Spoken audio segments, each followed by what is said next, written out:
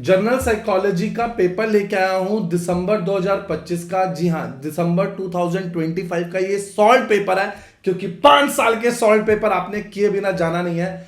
इसमें पूछा गया डिफाइन साइकोलॉजी, उसका स्कोप बताओ, मेथड बताओ, एप्लीकेशन बताओ।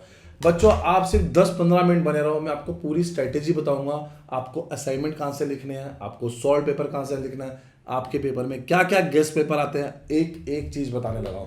तो पहले साइकोलॉजी से स्टार्ट करते हैं। साइकोलॉजी क्या है? एक साइंस है जो ह्यूमन और एनिमल बिहेवियर को पढ़ती है। ये एक सिस्टमेटिक स्टडी है of mental process and behaviour. ये इंक्लूड करती है थॉट, इमोशंस, एक्शन। इसका एम है अंडरस्टैंड करना, एक्सप्लेन करना और बिहेवियर को प्रिडिक्ट करना। स्कोप क्या है? स्टडी बिहेवियर क्या है? It include both observable behaviour और इंटरनल मेंटल एक्टिविटीज, जैसे कि थिंकिंग, परसेप्शन, मेमोरी। इसके कवर एरियाज क्या है? जैसे learning, motivation, emotion, personality. Biological basis क्या है? ये क्या एग्जामिन करता है? Role of brain, nervous system, endocrine glands किसमें? बिहेवियर में। ये स्टडीज करता है हाउ बायोलॉजिकल प्रोसेसेस इन्फ्लुएंस, क्या वो इन्फ्लुएंस करते हैं ह्यूमन एक्शन को। कॉग्निटिव प्रोसेस क्या होता है? ये फोकस करता है थिंकिंग पे, रीजनिंग पे, प्रॉब्लम सॉल्विंग और लैंग्वेज पे। ये हेल्प करता है इन अंडरस्टैंडिंग कि हाउ इंडिविजुअल, कि एक इंडिविजुअल इंफॉर्मेशन को कैसे प्रोसेस करता है।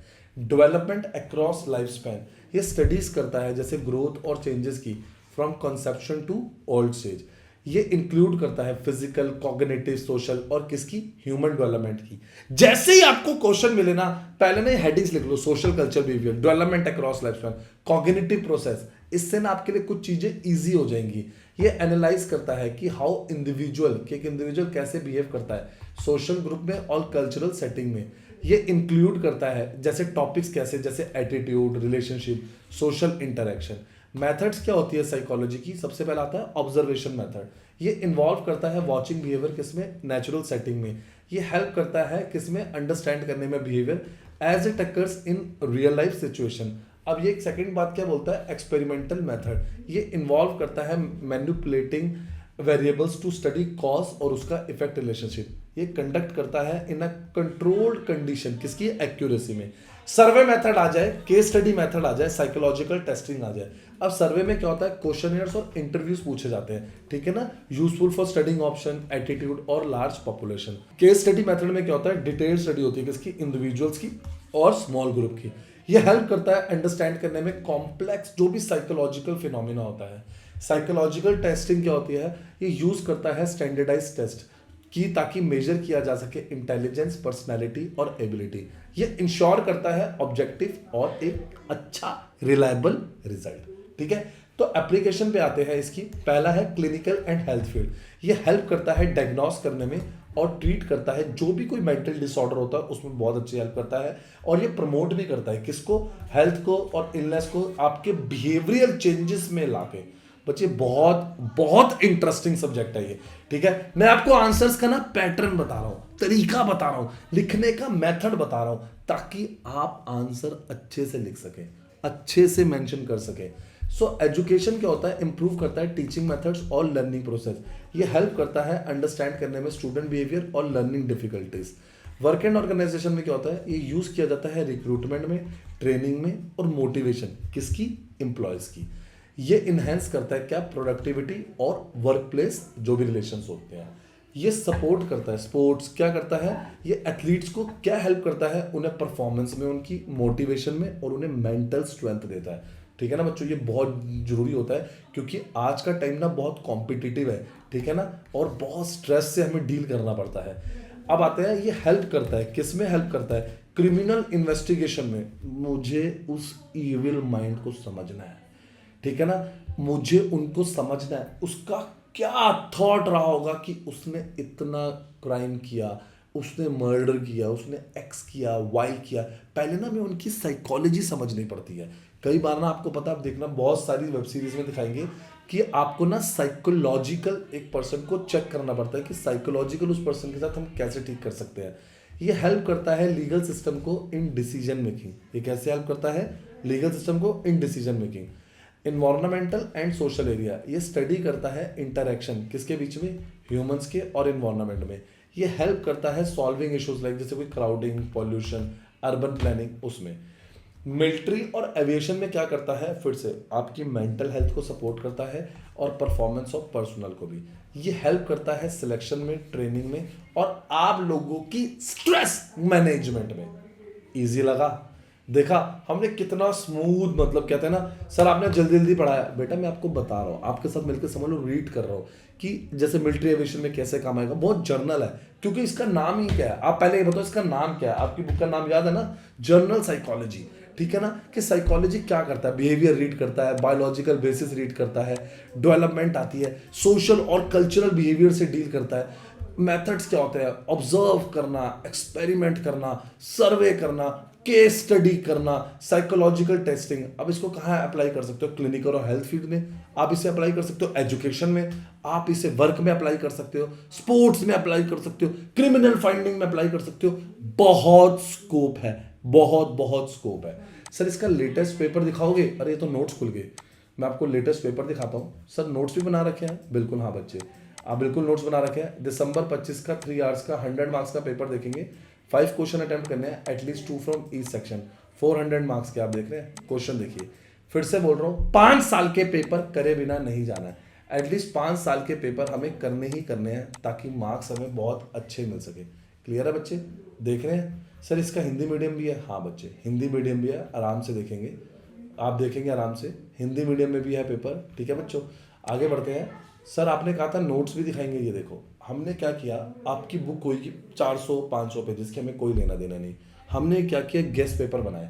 सर गेस्ट पेपर, आओ मैं पहले आपको गेस्ट पेपर दिखाता हूँ। ये 2026 के लिए वैलिड गेस्ट पेपर है। नोट्स बताता हूँ, 12 क्वेश्चन थे, 4 ब्लॉक्स कवर थे। अब आओ मैं आपको दिखाता हूँ कि कौन सा क्वेश्चन कितनी बार आया है। जैसे साइकोलॉजी का स्कोप, मेथड और उसकी एप्लीकेशन, दिसंबर 25, दिसंबर 24, दिसंबर 23। तो पक्का है ये 26 में आएगा ही आएगा। सर इसका क्या था, डिफाइन साइकोलॉजी, इसका स्कोप, मेथड और एप्लीकेशन अभी बताया आपको। हमने एक और चीज क्या करी कि हमने क्या किया, लास्ट कुछ ईयर के, जी हाँ, एग्जाम का पैटर्न देखा, आपको क्या ओवर प्रिपेयर नहीं करना, एग्जामिनर क्या चाहता है। और एक और चीज, फ्रीक्वेंसी देखी, 6 साल प्रायोरिटी की जगह ना मैं इधर वर्ड लिख देता हूँ, उन्नति, लेजेंड, हाई, मीडियम, लो। ठीक है ना। अब ये नर्वस सिस्टम है, देखो कितनी बार आया, 6 के 6 साल, 6 के 6 साल बार बार आया है। थ्योरीज ऑफ मोटिवेशन बार बार आया है। तो जो बार बार आ रहा है उसे छोड़ेंगे नहीं, जो बार बार आ रहा है उसे छोड़ेंगे बिल्कुल नहीं। जी हाँ, बिल्कुल नहीं छोड़ेंगे। अभी ले लो ये इंपॉर्टेंट क्वेश्चन, इन्हीं के बेसिस पे, इन सबको ध्यान में रखते हुए चैप्टर्स बनाए। देखो कैसे नोट्स बनाए, जो इंपॉर्टेंट है, जो कई बार आ चुके हैं, क्योंकि हम बार बार बोलते हैं ना 5 साल के सॉल्व पेपर करो। आपकी बुक में ना बहुत कुछ ऐसा दिया हुआ है जो आपको याद करने की जरूरत नहीं है, इतना हार्ड एंड फास्ट करने की जरूरत नहीं है। आप देखो अब ये डायग्राम की फॉर्म में समझा रखा है, फिर से जिससे जल्दी याद होना वो हमने सारे काम कर रखे हैं। आप देख रहे हो कैसे टेबुलर फॉर्म में, ताकि आपको, ये देख रहे हो ईयर वाइज बना दिया, ये देख रहे हो कैसे ईयर वाइज बना दिया। आप ये देखिए किस तरीके से बनाया, ताकि फिर से मार्क्स अच्छे नहीं, बहुत बहुत अच्छा है। ऑथर देख रहे हो, साइंटिफिक स्टडी, ये देख रहे हो कैरेक्टरिस्टिक्स, आप देख रहे हैं कैसे कैरेक्टरिस्टिक्स की हेडिंग लिखी और फिर उनकी explanation, heading explanation, heading explanation. तरीका है, मेथड है। अगर ये तरीका या मेथड फॉलो करेंगे तो मार्क्स कभी नहीं घटेंगे। जी हाँ, तरीका या मेथड फॉलो करते रहोगे, मार्क्स बिल्कुल नहीं घटेंगे, बहुत बहुत अच्छे मार्क्स मिलेंगे। ये तरीका, मेथड आपको बहुत आगे तक ले जाएगा। ये नोट्स ले लो, ये नोट्स ले लो, पेपर आपको मैंने दिखा दिया था। अब बच्चों के ना 30%, 30 मार्क्स ना एक चीज पे डिपेंड होते हैं। 30 मार्क्स किस पे डिपेंड होते हैं, असाइनमेंट पे। आप देख रहे हैं ये असाइनमेंट, देख रहे हैं 30% मार्क्स होते हैं। ये अब असाइनमेंट की डेट क्या है, 30 सितंबर 26। सर इसके सॉल्यूशन ये रहे, स्ट्रिक्टली फ्रॉम इग्नू बुक बनाया ताकि मार्क्स कटे ही ना। क्लियर है ना, स्ट्रिक्टली बनाया है। तो आ जाओ फिर से हमारे पेपर पे। सर हम सेकंड आंसर देते हैं, स्टार्ट करते हैं, लेकिन 1 सेकंड रुकते हैं। आगे बढ़ने से पहले हमारे चैनल उन्नति एजुकेशन इग्नू को लाइक, सब्सक्राइब, शेयर करो अभी। लास्ट मोमेंट का वेट मत करो, अभी सब्सक्राइब करो। देखो इग्नू की हॉल टिकट की सारी इंपॉर्टेंट अपडेट हमने दी, ये देखेंगे सारे इंपॉर्टेंट पेपर, सारे गेस्ट पेपर सबसे पहले हम दिखाते हैं। ये देखिए सारे इंपॉर्टेंट अपडेट, सारे पेपर, सारे इंपॉर्टेंट क्वेश्चन, पेपर में क्या करना है क्या छोड़ना है सब मैं अपडेट कर चुका हूं। हमारी वेबसाइट पे आ जाइए unnatieducation.com। जी हां, पहले आप आएंगे unnatieducations.com पे, फिर आप यहां पर आके आएंगे इग्नू पे। जैसे ही आप इग्नू क्लिक करेंगे या आप ऐसे जाके इग्नू क्लिक करेंगे तो आपके सामने हमारी इग्नू की वेबसाइट ओपन हो जाएगी। अब आपको इस पे क्या मिलेगा? Admission, solved assignment, guest paper, previous year paper. आपको बस बताना है कि आपको गेस्ट पेपर चाहिए, प्रीवियस ईयर पेपर चाहिए, कौन सा आपको सर्टिफिकेट, डिप्लोमा चाहिए। कोई भी हेल्प के लिए आप इसे फ्रेंड का शेयर करें। अरे इतना ढूंढने की जरूरत ही नहीं है, आप व्हाट्सएप सपोर्ट पे क्लिक करें, अभी हमारी टीम के साथ कनेक्ट हो जाएंगे। अभी लीजिए। चलो बच्चों स्टार्ट करते हैं। नर्वस सिस्टम क्या है? ये सेंट्रल कंट्रोलिंग कोऑर्डिनेटिंग सिस्टम है ह्यूमन बॉडी का। ये रिसीव करता है इंफॉर्मेशन, प्रोसेस करता है और रिस्पॉन्ड करता है उसी के अकॉर्डिंग। ये मेंटेन करता है इंटरेक्शन बिटवीन द ऑर्गेनिज्म और उसके इन्वायरमेंट में। स्ट्रक्चर क्या है? Central nervous system CNS। इसके अंदर क्या कंसिस्ट होता है? इट कंसिस्ट ऑफ ब्रेन और स्पाइनल कॉर्ड। ये एक्ट कैसे करता है? It act as a control centre किसका? बॉडी का। इसका ए पार्ट आता है ब्रेन। तो ब्रेन हुआ बहुत important organ.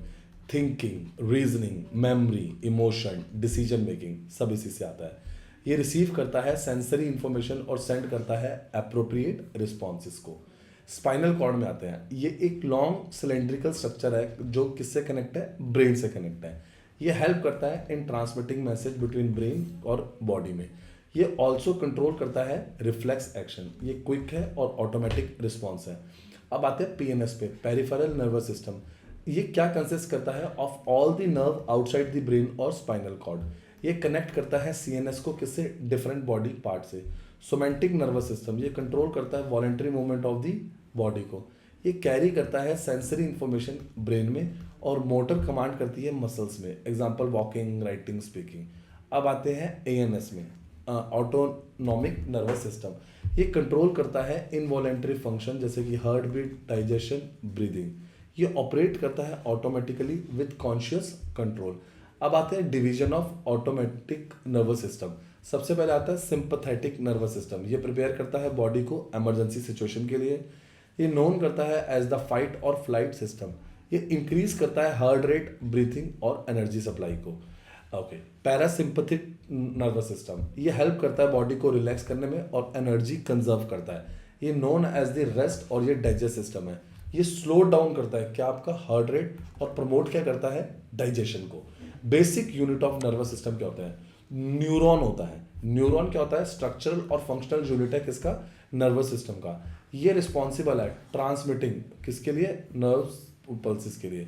Parts of neuron क्या होते हैं? इसके अंदर पार्ट्स देखते हैं। इसके 4 पार्ट्स होते हैं, cell body, dendrites, axon, myelin, sheath. इसके अंदर क्या कंटेन होता है? न्यूक्लियस, और ये मेंटेन करता है सेल को। ये इंफॉर्मेशन रिसीव करता है अलग अलग न्यूरॉन से। ये ट्रांसमिट करता है impulses away from the cell body. ये प्रोटेक्ट करता है एक्सॉन और स्पीड अप करता है ट्रांसमिशन को। फंक्शन देखते हैं। ये रिसीव करता है इंफॉर्मेशन कहाँ से? दोनों, इंटरनल हो चाहे एक्सटर्नल इन्वायरमेंट हो। ये प्रोसेस करता है और इंटरप्रेट करता है किसको? इंफॉर्मेशन को। ये सेंड करता है रिस्पॉन्स टू मसल्स हो गए, ग्लैंड्स हो गए। Okay, importance of nervous system देखते हैं। ये कोऑर्डिनेट करता है सारी बॉडी की एक्टिविटीज और बिहेवियर को। ये हेल्प करता है किस चीज में? एडेप्टेशन में। किसके? इन्वायरमेंट में। ये की रोल प्ले करता है लर्निंग में, मेमोरी में और इमोशंस में। ये मेंटेन करता है होमोऑस्टेसिस और इंटरनल बैलेंस। क्लियर है? ये आंसर्स बहुत बहुत इजी हैं, एक थ्रेड में दिए हैं हमने ताकि आप बच्चे बहुत बहुत अच्छे मार्क्स स्कोर कर सके। अभी लाइक, सब्सक्राइब, शेयर कर दो, बेल आइकन दबा दो और बताओ आपको कौन से आंसर्स नहीं मिले हैं। क्लियर है बच्चों?